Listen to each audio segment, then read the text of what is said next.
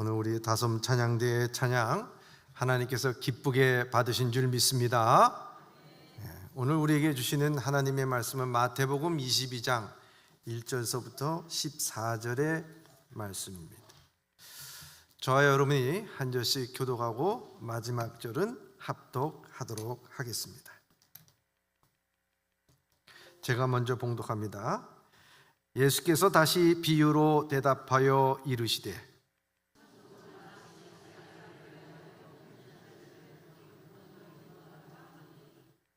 그 종들을 보내어 그 청한 사람들을 혼인잔치에 오라 하였더니 오기를 싫어하거늘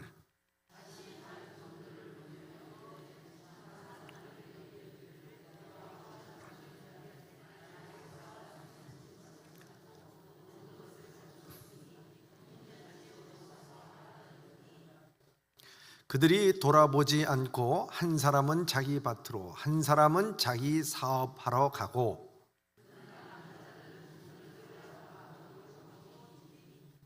임금이 노하여 군대를 보내어 그 살인한 자들을 진멸하고 그 동네를 불사르고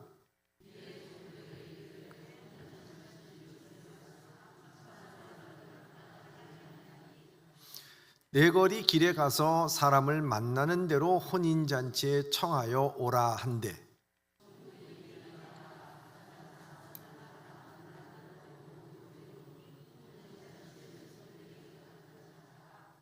임금이 손님들을 보러 들어올새 거기서 예복을 입지 않은 한 사람을 보고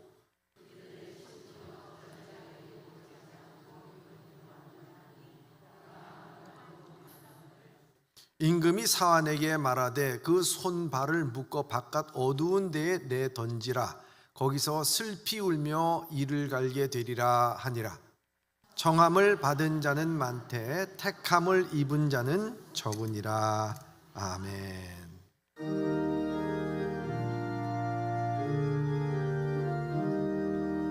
사랑합니다. 감사합니다. 축복합니다. 우리 인사 나누시면서요. 사랑합니다. 감사합니다. 축복합니다.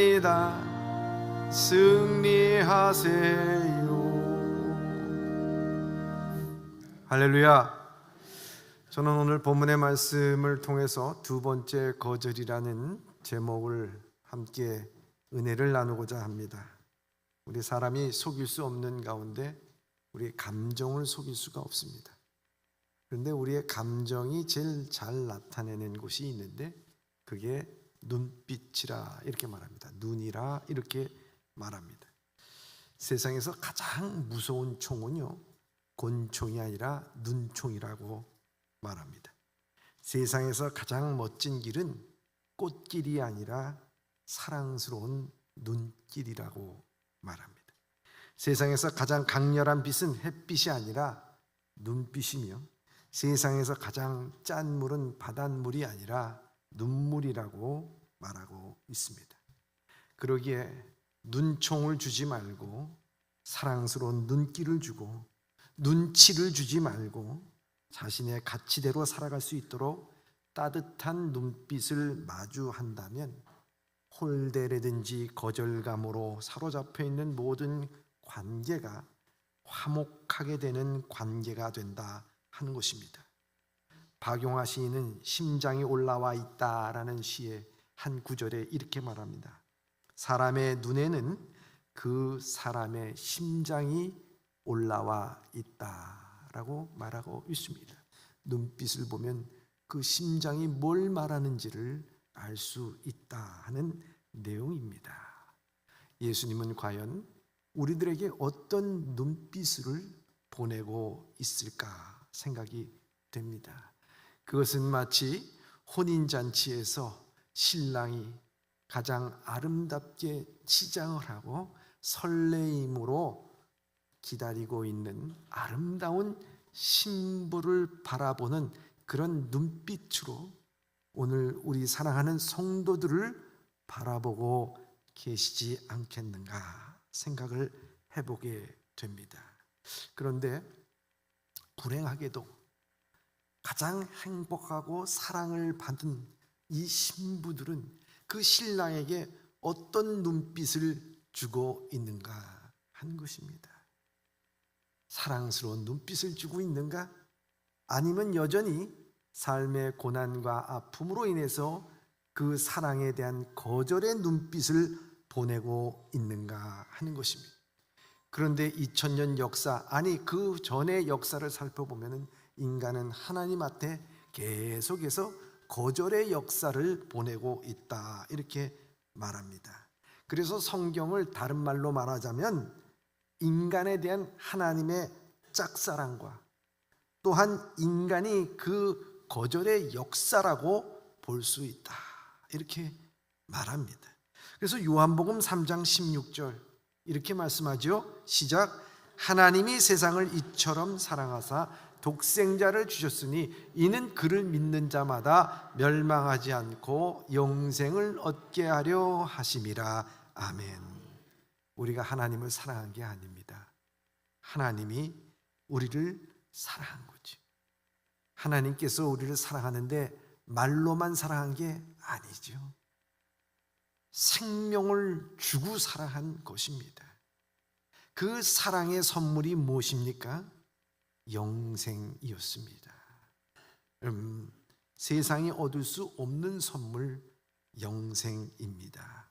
그러나 지난 2000년 역사 가운데 인간은 완악함으로 인해서 그 사랑을 거절하고 또 거절했습니다.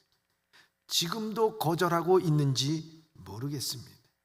그래서 오늘 본문의 말씀에서 예수님은 십자가를 지시기 위하여 이 예루살렘에 입성하시고 난 다음에 제자들에게 말씀하신 내용입니다. 예수님께서 자신의 죽음을 앞두고 비유로서 그 죽으심의 의미가 무엇인지 말씀하고 있습니다. 십자가의 사건이 무엇인지 우리에게 말씀하고 있습니다. 그게 뭘까요? 그게 바로 한 왕이 하나밖에 없는 아들을 위해서 혼인잔치를 베풀었다 하는 것으로 비유로서 우리에게 말씀하고 있습니다. 그래서 수많은 사람들을 초대했다라고 하는 것입니다. 오늘 본문의 말씀 2절의 말씀입니다. 시작. 천국은 마치 자기 아들을 위하여 혼인잔치를 베푼 어떤 임금 같으니. 아멘. 혼인잔치를 베푼 임금. 여기서 혼인잔치를 베푼 임금이 누구일까요? 그것이 바로 하나님이십니다. 그리고 하나밖에 없는 아들을 위해서 혼인잔치를 베풀었는데 그 아들이 누군가? 그분이 바로 예수 그리스도라고 하는 것입니다. 우리의 구원을 위해서 마치 천국의 혼인잔치를 베푼 것이 바로 십자가의 사건이요, 그것으로 인해서 우리를 구원하시겠다고 하신 복음의 잔치라고 말할 수가 있는 것입니다. 혼인잔치에는 음식도 준비되어 있습니다. 예식도 있습니다. 모든 것이 다 갖추어졌습니다.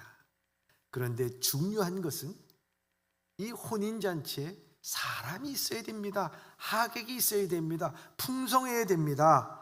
그래서 이 임금은 잔치를 베풀고 나서 초대를 하게 됩니다.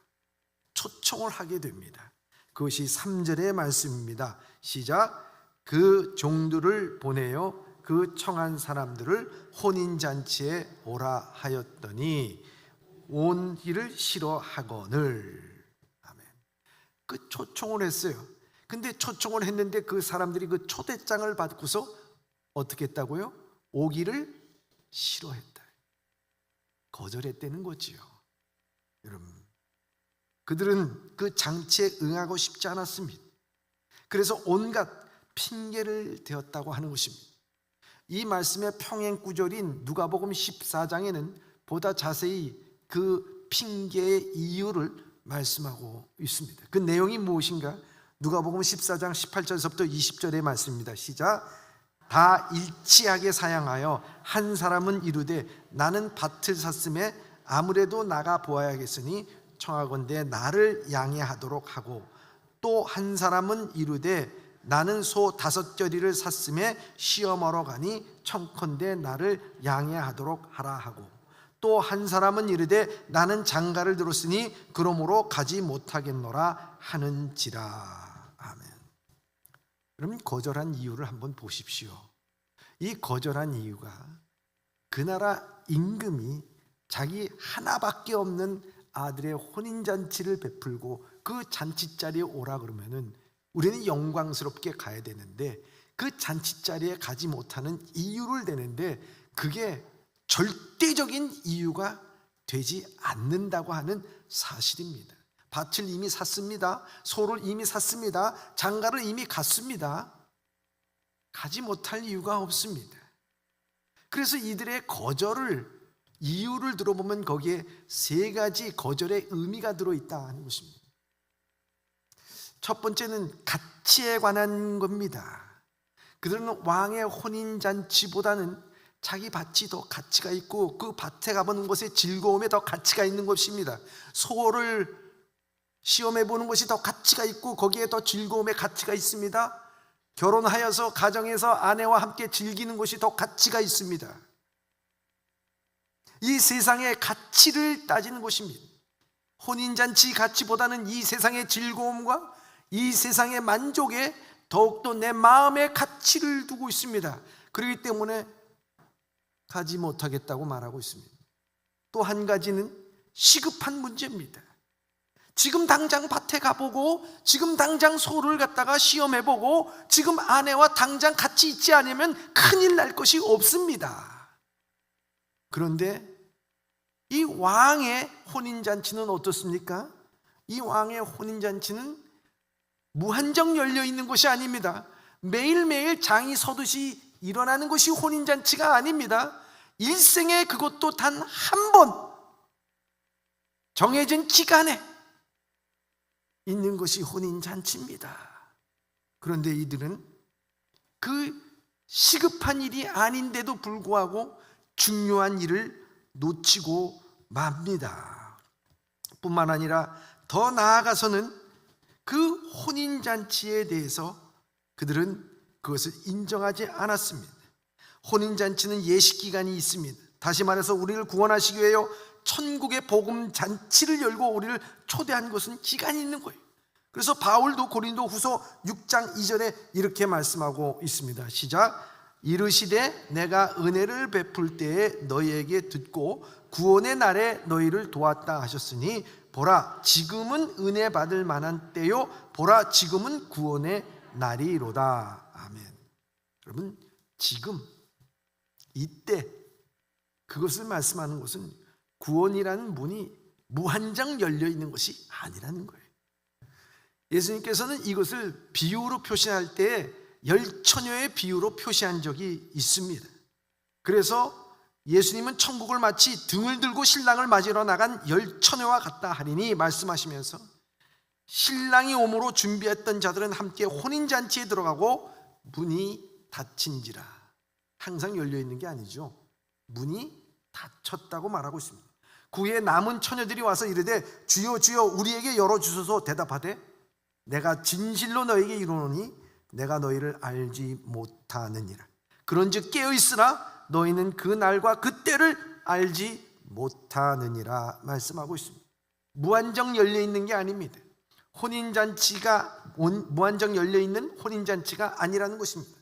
그렇기 때문에 그것이 바로 중요한 것입니다. 우리는 일상의 삶에 너무 시급한 일에, 우리가 밥 먹고 생활하는 일에 너무 쫓기다 보면 오늘 우리는 중요한 것을 놓치고 맙니다. 우리 영혼의 문제에 대해서, 내 구원의 문제에 대해서, 하나님의 은혜를 받아야 되는 가장 중요한 문제에 대해서 놓치고 살아가는 것입니다. 마지막으로 그들이 거절한 이유 중에 보면 왕의 혼인잔치를 인정하지 않고 왕의 권위를 무시할 뿐만 아니라 반란을 꿈꾸고 있는 것을 볼 수가 있습니다. 그래서 오늘 본문의 말씀 6절에는 이렇게 말씀하고 있습니다. 시작. 그 남은 자들은 종들을 잡아 모욕하고 죽이니. 아멘. 초청을 하기 위해서 그 메시지를 들고 간 종들을 거절했으면 좋지 왜 잡아 죽이기까지 하냐? 모욕까지 주고 죽이기까지 하는가 하는 것입니다. 그것은 바로 다른 것이 아니라 이스라엘 백성들에게 하나님께서는 이 메시아에 대해서 오실 것을 말씀하였고 그 선자를 통해서 그 복음의, 천국의 복음의 메시지를 주었건만 그들은 번번이 거절했을 뿐만 아니라 그 메시지를 전하는 자들을 죽이기까지 했다 하는 것을 말씀하고 있는 것입니다. 비유로서 말씀하고 있는 것입니다. 그래서 앞으로도 이 복음을 전하는 자는 이러한 고난을 당할 것이라는 것을 예표하고 있는 것입니다. 그래서 예수님께서는 상상복음에서도 우리에게 말씀하시기를 의롭게 의를 위하여 박해받는 자는 복이 있나니 천국이 저희 것이요 라고 우리에게 말씀하고 있습니다. 의를 위하여, 복음을 위하여 박해받는 자들은 복이 있다. 복음을 위해서 박해를 받을 수밖에 없다라고 하는 것을 우리에게 말씀하고 있습니다. 그런데 오늘 이 성경에 보니까 그 거절한 사람들의 결과는 어땠는가? 잘 먹고 잘 살았다가 아니라 얼마나 비참한 결과를 가졌는지 모릅니다. 오늘 본문의 말씀 7절에서 8절의 말씀입니다. 시작. 임금이 노하여 군대를 보내어 그 살인한 자들을 진멸하고 그 동네를 불사르고 이에 종들에게 이르되 혼인잔치가 준비되었으니 청한 사람들은 합당하지 아니하니. 아멘. 그 거절한 모든 사람들을 임금은 군대를 보내어서 진멸했다고 말씀하고 있습니다. 즉 초청을 거절한 사람에 대해서 공의의 하나님께서는 반드시 심판을 하신다고 하는 것입니다. 그 심판은 자비가 없습니다. 그 심판에는 형벌이 따르게 되고 영원한 저주가 따를 뿐이라 하는 것입니다.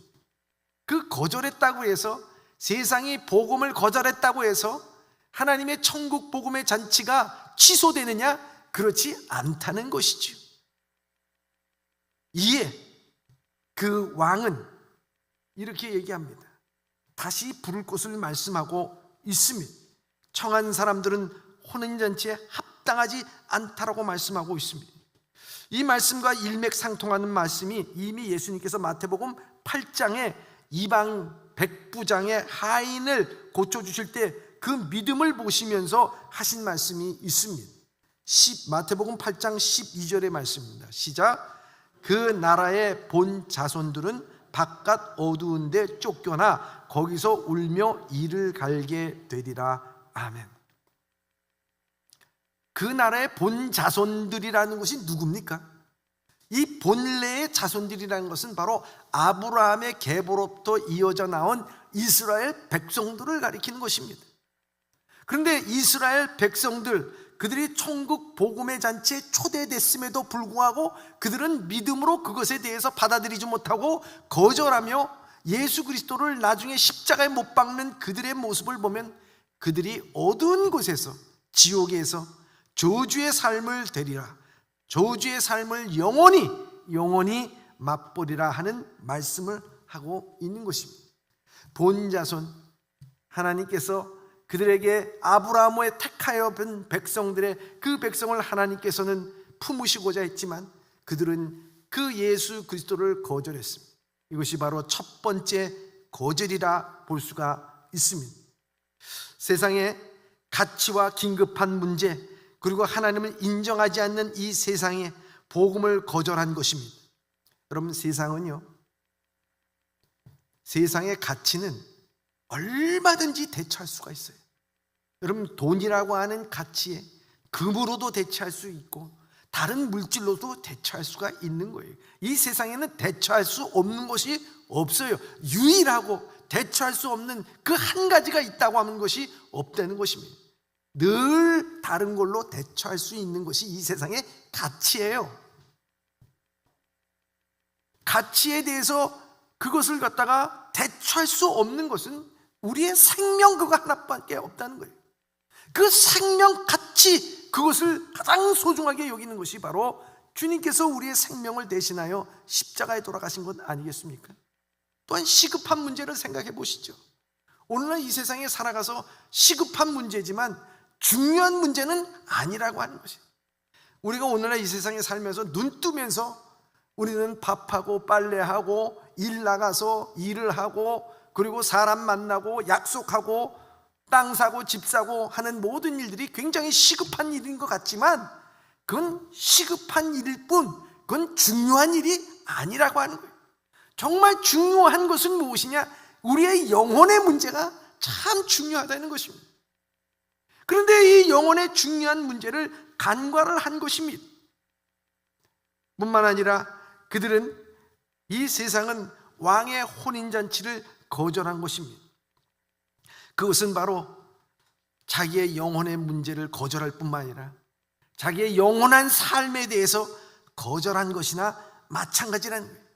이와 같이 세상은 하나님의 천국 복음의 잔치를 거절했습니다. 아니, 이스라엘의 본 자손들은 이와 같이 거절을 했습니다. 거기에 대해서 하나님은 자비가 없었습니다. 그들은 합당치 않다 그랬습니다. 그들은 들어오지 못한다고 말씀하고 있는 것입니다. 세상이 거절한다고 해서 혼인잔치가 취소된 것이 아닙니다. 왕은 종들에게 말합니다. 오늘 본문의 말씀 9절에서부터 10절까지의 말씀입니다. 시작.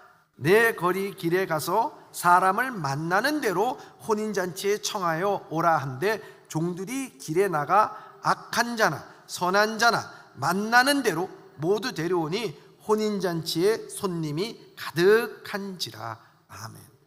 여러분, 두 번째 초대를 합니다. 여러분, 두 번째 초대하는 특징은 무엇입니까? 만나는 대로 데려오라는 것입니다. 거기에는 조건이 없습니다. 자격이 없습니다. 선인이나 악인이나 병자나 건강한 사람이나 남자나 여자나 점가범이나 표창장을 받은 사람이나 어떤 누구도 상관없이 이 왕의 혼인잔치에 부른 것입니다. 왕의 혼인잔치의 문이 활짝 열렸다고 하는 것입니다. 이 사람들, 불러진 사람들의 특징이 무엇입니까? 뜻밖의 초청을 받은 사람들입니다. 사실 이 사람들은 왕의 혼인잔치에 초대받을 자격이 맨 처음에 갖춰져 있던 사람들이 아니었습니다. 그러나 주님께서는 이 왕은 그 혼인잔치를 베풀면서 문을 활짝 열면서 누구든지 만나는 대로 닥치는 대로 아무 조건 없이 누구나 다 부르라고 말씀하고 있습니다. 전 바로 이것이 오늘 우리 교회의 모습이라 볼 수가 있습니다. 사랑하는 예범의 성도 여러분, 여러분들이 이 교회에 참여하고 출석하게 됐을 때 여러분들은 조건과 여러분들의 자격이 있어서 왔습니까? 아닙니다. 아니면 여러분들이 태어날 때부터 나는 예수 그리스도를 믿어야 되겠다고 결심하고 태어난 사람 아무도 없습니다. 그런데 우리가 살다 보니까 역경과 시련을 만나게 됩니다. 아픔을 만나게 됩니다. 또 이웃의 선한 사람을 만나게 됩니다. 누군가에 의해서 복음을 받아들이게 됩니다. 그래서 조건 없이 이 자리에 나와 있는 것 아니겠습니까? 여러분들이 무슨 조건이 있습니까? 여러분들이 무슨 자격이 있습니까? 여러분들이 무슨 결단이 있었습니까? 뜻밖의 하나님께서 나를 불러주셨습니다. 정말 뜻밖의 혼인잔치에 참여하게 된 것이 바로 우리들 아니겠습니까? 오늘 우리들은 여기는 실패자도 있었을 것이고 여기는 가슴 아픈 사람들, 또 여기에는 하나님의 은혜가 아니면 살 수 없는 사람들도 있었고 자기 주목을 믿거나 자기의 물질을 믿거나 자기의 백그라운드를 믿거나 해서 살았던 사람들도 있었을 것이라 하는 것입니다. 그래서 우리는 이 자리에 와서 하나님을 만나고 예수 그리스도를 만나서 은혜의 삶을 살게 된 것입니다. 오늘 우리는 전적으로 이 자리에 참여한 것은 하나님의 은혜일 뿐인 줄 믿습니다. 사도 바울도 일찍이 이런 말을 했습니다. 주님의 제자들을 바라보면 별 볼 일 없는 사람들이 참 많았습니다. 학벌이나 문벌이나 재물이나 세상 권력의 배경으로나 보잘것없는 사람들이었습니다. 그런 사람들이 도리어 초청을 받았습니다. 마음에 상처받은 사람이 초청받았습니다. 힘들었던 사람이 초청받았습니다. 배골톤 사람들이 초청받았습니다. 얼마나 좋습니까? 왕의 잔치자리에 들어가게 됐습니다.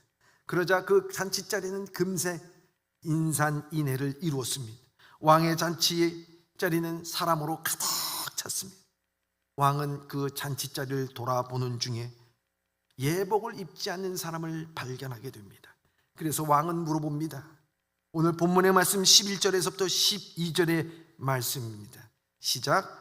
임금이 손님들을 보러 들어올세 거기서 예복을 입지 아니한 한 사람을 보고 이르되 친구여 어찌하여 예복을 입지 않고 여기 들어왔느냐 하니 그가 아무 말도 못하거늘. 아멘.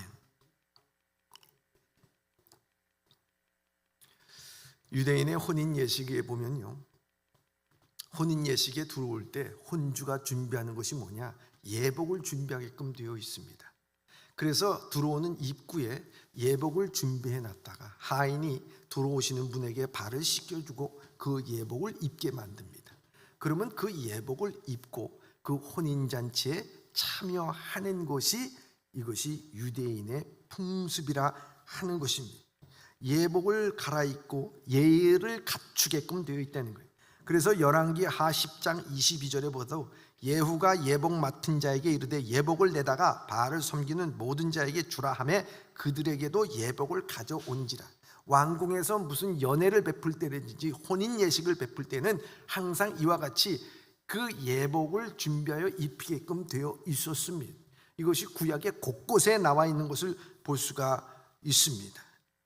그런데 한 사람이 그 다 준비되어 있던, 그리고 들어오면 누구나 볼 수 있었던 그 예복을, 그리고 그 예복을 입으라고 권했던 그 예복을 입지 않고 잔치 자리에 참여를 하게 된 것입니다.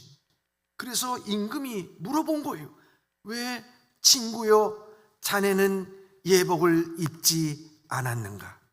그랬을 때 첫 번째 거절한 사람들은 소를 봐야 되기 때문에, 밭을 나가봐야 하기 때문에, 나 장가 갔기 때문에 온갖 핑계를 댔지만 이 사람은 핑계도 되지 않고 유구무원, 말이 없었다고 되어 있습니다. 왜 그는 예복을 입기를 거절했을까? 아니, 왜 예복을 입지 않았을까? 그 예복을 입지 않는 이유가 뭘까? 우리는 궁금해지는 것입니다. 여러분, 이 예복이라고 하는 것이 본래 무엇을 의미하는 것입니까? 내 자랑을 나타내는 것입니까? 아닙니다. 이 예복의 목적은 그 잔치의 목적에 부합되게끔 되어 있는 것입니다. 이 잔치가 뭡니까? 혼인잔치입니다. 거룩하고 순결하고 성결하고 기쁨과 감사가 넘쳐나는 자리입니다. 그래서 그 예복이라고 하는 것은 바로 이와 같이 이건 혼례 예식입니다. 우리도 함께 참여합니다. 거룩성을 나타내는 것입니다. 구별됨을 나타내는 것입니다. 거기에 그 왕의 혼인잔치에 우리도 참여합니다. 기쁩니다. 즐겁습니다. 함께 축복하면서 참여하는 의미가 있다고 하는 것입니다. 그런데 예복을 입지 않았습니다. 그것은 무엇을 의미하는 것입니까? 그는 이 왕이 베푼 이 혼인잔치의 목적과 상관없이 거기에 들어와 있었다고 하는 것을 우리에게 말씀하고 있는 것입니다. 마치 이 혼인 예식에 들어온 것은 왕의 잔치에서 함께 그 혼인 예식을 즐거워하고 기뻐하면서 구별된 삶을 살아가기 위한 그 삶이 아니라 단지 나의 목적은 혼인잔치에서 내 육신의 배만 부르면 된다고 하는 그 마음, 혼인잔치에서 나는 구경꾼으로서 이 혼인잔치에 참여하면 된다고 하는 자기 목적을 갖고 이 혼인잔치에 들어왔다고 하는 것입니다. 혼인잔치의 목적과는 전혀 상관이 없는 것이라고 하는 것입니다. 여러분, 예수님께서 이 혼인잔치를 베푼 왕의 비유를 말씀하시면서 그래서 마지막에 이 혼인잔치에 들어왔지만 예복을 입지 않는 자를 언급하면서 뭐라고 얘기합니까? 청한 받은 사람은 많되 택한 받은 사람은 적다라고 말씀하고 있는 것입니다. 여러분, 바로 이 예복은 무엇을 의미하는 것입니까? 영적으로 우리의 삶의 변화를 의미하는 것입니다. 오늘 우리가 은혜를 받아서 주의 전에 왔습니다. 뜻밖의 초청을 받아서 왔습니다. 아무 공로나 자격이 없는데도 불구하고 우리는 거룩한 혼인잔치에 초대를 받았습니다.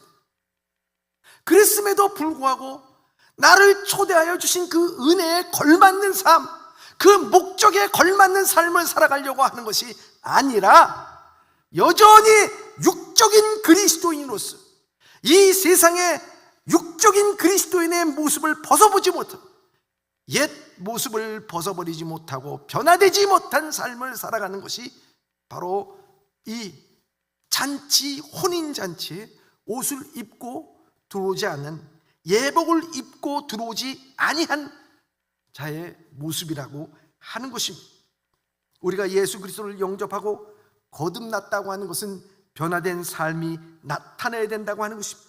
그래서 예배소서 4장 22절 24절에 우리에게 이렇게 말씀하고 있습니다. 시작.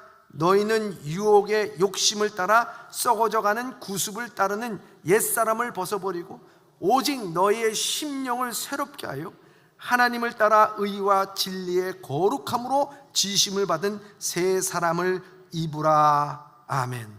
그럼 혼인잔치에 들어올 때 바로 이 혼인잔치의 옷의 의미는 무엇입니까? 예수 그리스도를 구주로 영접했다면 너희가 하나님에 따라 의와 진리로 거룩함으로 지으심을 받은, 새로운 피조물로서 내가 거룩함으로 지으심을 받은, 세상에 시장에 나가서 물건 하다 사듯이 그 참여하는 것이 아니라 혼인잔치에, 이것은 왕의 혼인잔치입니다. 구별되고 거룩한 잔치처럼 오늘도 천국 복음의 잔치에 참여한 우리들은 거룩한 예복을 입고 변화된 예복을 입고 변화된 삶을 통해서 참여하라고 말씀하고 있는 것입니다.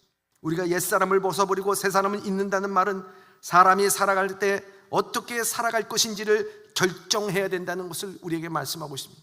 그래서 갈라디아서 3장 27절에 누구든지 그리스도와 합하기 위하여 세례를 받은 자는 그리스도의 옷을 입었느니라 우리에게 말씀하고 있습니다.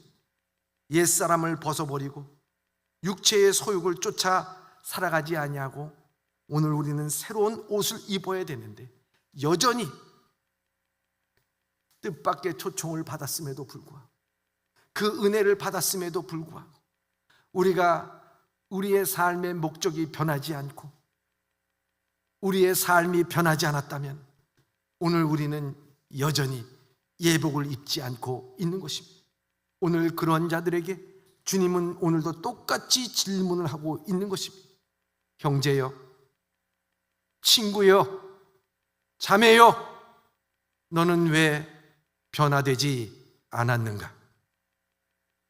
이 질문에 여러분들은 분명히 대답할 수 있습니다.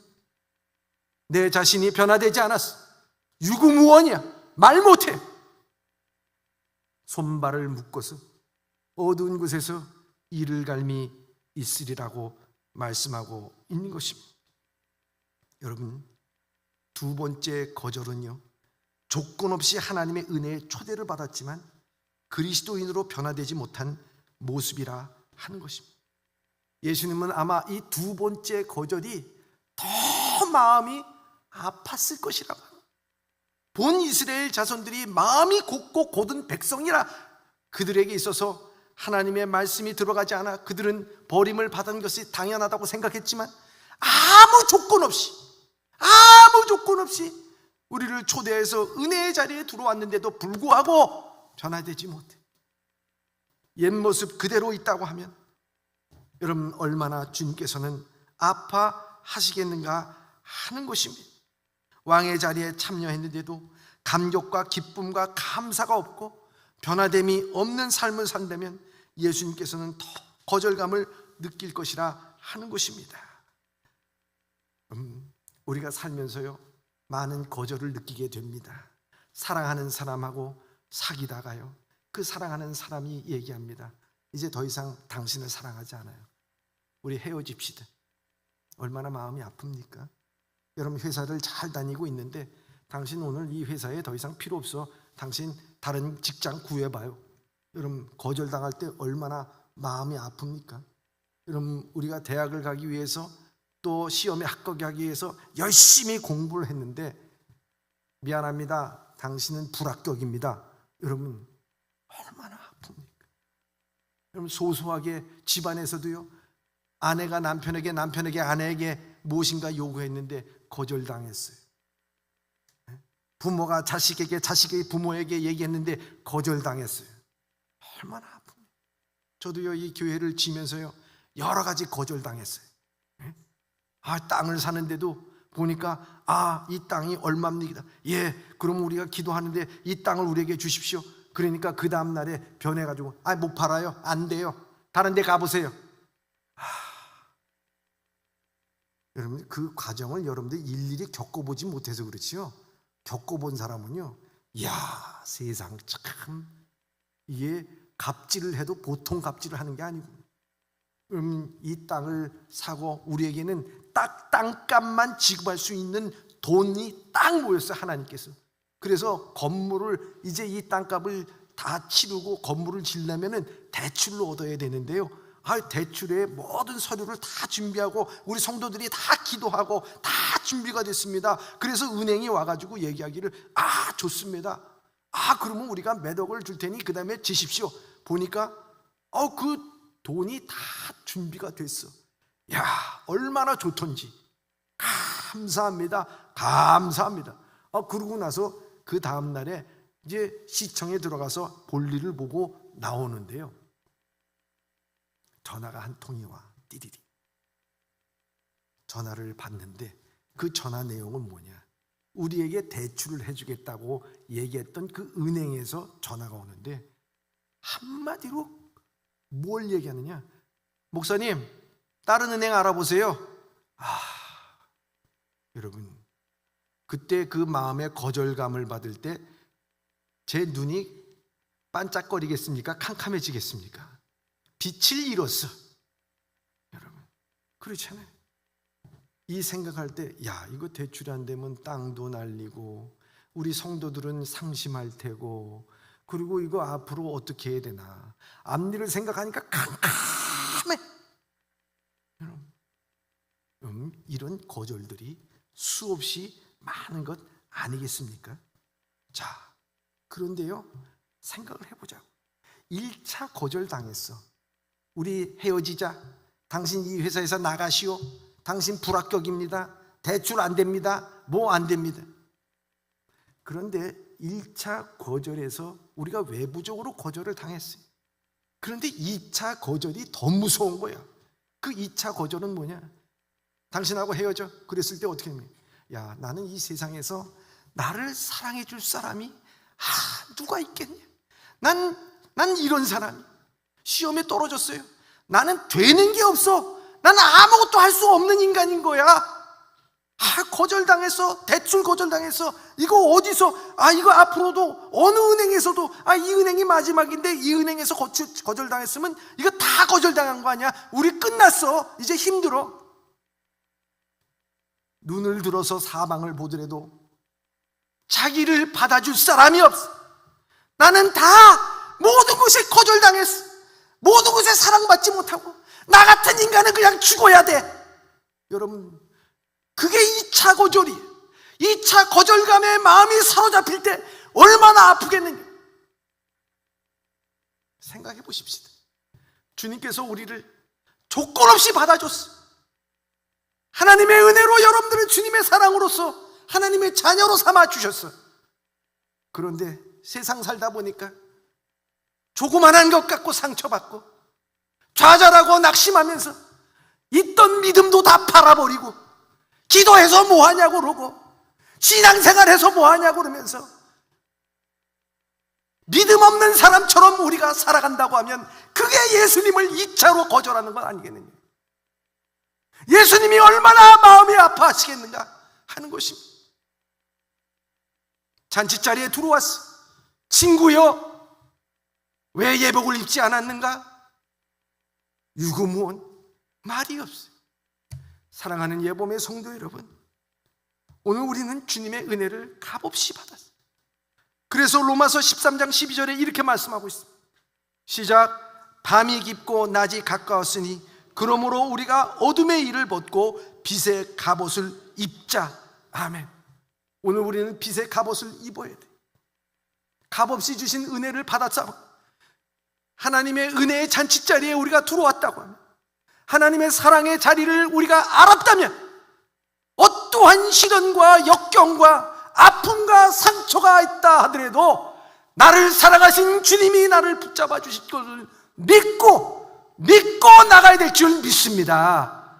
이것이 오늘 우리에게 주시는 말씀이, 여러분, 한국 최초로 아카데미 여우주연상을 받은 분이 계시죠. 윤여정 씨, 75세에 받았어요. 그가 대본을 보는 것은 성경을 보는 것처럼 본다고 그렇게 얘기를 했어요. 근데 이분이 뭐 아카데미 시상식에서 이 말 저 말 하는 것도 우리가 다 알아요. 그런데 중요한 것이 그분이 자기의 인생을 돌이켜보면서 자기 결혼 생활에 대해서 얘기한 적이 있어요. 자기가 72년에 결혼해가지고 87년에 이혼하고 둘 사이에 아들까지 두었다고 말합니다. 결혼이야 물론 사랑해서 했겠지만 그 이혼은 왜 이혼했냐? 그 남편 다 알잖아요. 조영남이라고 하는 사람. 그 사람이 바람을 피웠기 때문에 이혼을 했다라고 말합니다. 윤여정은 그에게 따지자, 그래, 나 바람 폈다, 좀 봐줘라, 내가 아빠 남편 노릇 다 할 테니 사랑방 하나만 내줘 라고 하면서 한 집 살림을 같이 했다고 합니다. 그런데 세월이 흐르자 그것도 받아들일 수가 있는데, 세월이 지나자 윤여정한테 얘기합니다. 당신 못생겼어. 그렇기 때문에 너하고 같이 잘 수도 없고 살 수도 없어. 그러면서 생긴 것 같고 거절하고, 그리고 생활력 갖고 거절하고, 여러 가지 일 갖고 거절을 하게 됐습니다. 거기에다가 또 나가서는 자유로운 정신으로 자유로운 연애를 어쩌고 저쩌고 하면서 나는 자유인이라고 얘기하는데 너무나 많은 상처를 받았다라고 말하고 있습니다. 그래서 그는 생계형으로 살기 위해서 어떤 대본이라도 어떤 역할이라도 그는 마다하지 않고 그 모든 것을 하게 됐다라고 얘기를 합니다. 그리고 결혼에 대해서 얘기하기를 이렇게 얘기합니다. 사랑은 자동차 사고와 같습니다. 당신이 어떤 남자를 우연히 만나게 되면 당신의 마음도 잃어버리고 눈도 멀게 됩니다. 그리고 그것을 사라지게 될 것입니다. 물론 때로는 고통스럽고 아프기도 하지만 그것을 벗어나게 되면 성숙한 사람이 될 것입니다. 영원히 계속된다면 그것은 꿈에 불과한 것입니다 라고 얘기하면서 그는 얘기합니다. 내 인생을 내 마음대로 할 수 있다고 생각하는 것은 사치입니다. 그럼 수많은 거절을 당하고 아픔의 상처를 받았던 그는 얘기합니다. 인생 내 마음대로 살아가는 게 있겠어요? 여러분, 내 인생 여러분 마음대로 살아가는 인생이 있겠어요? 우리는 하나님의 은혜로 부름을 받았습니다. 뜻밖의 주님께서 우리에게 은혜를 베풀어 주셨어요. 그래서 우리의 구원을 받았어요. 그렇다면 오늘 우리에게 오는 시련, 오는 거절, 오는 아픔, 오는 상처가 있다 하더라도 주님께서 나를 사랑하여 주신 그 은혜를 생각하면서 내 뜻대로 살아가는 것이 아니라 주님 뜻대로 살기를 원합니다. 고백하면서 우리가 이 모든 것을 이겨나갈 때 오늘 우리는 예수 그리스도를 두 번째 거절하고 십자가에 못 박는 일이 없으리라고 믿습니다. 그래서 베드로전서 2장 25절, 23절, 25절에 이렇게 말씀합니다. 시작. 욕을 당하되 맞대어 욕하지 아니하고 고난을 당하시되 위협하지 아니하시고 오직 공의로 심판하시는 이에 부탁하시며 친히 나무에 달려 그 몸으로 우리의 죄를 담당하셨으니 이는 우리의 죄에 대해서 죽고 의에 대해서 살게 하려 하심이라. 그가 채찍을 맞음으로 너희는 나음을 얻었나니 너희가 전에 양과 같이 길을 잃었더니 이제는 너희 영혼의 목자와 감독이 되신 이에게 돌아왔느니라. 아멘. 예수님께서는 오늘 우리에게 혼인잔치를 베푸시고 여러분들을 불러주셨습니다.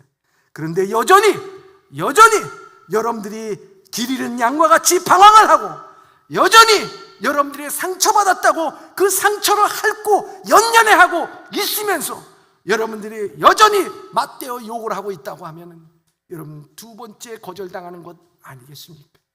오늘 은혜 받은 자답게 삽시다. 오늘 우리는 은혜의 삶을 거절하지 말고 변화의 삶을 거절하지 말고 하나님의 사랑을 거절하지 말면서 내 스스로 은혜를 받고 스스로 2차 거절, 2차 가해자가 되지 않도록 우리의 신앙의 삶을 살아갈 수 있는, 그래서 이 고난주간에 주님의 십자가를 묵상할 수 있는 우리 예봄의 성도들이 다 되시길 주님의 이름으로 축원합니다. 기도하겠습니다. 사랑의 하나님,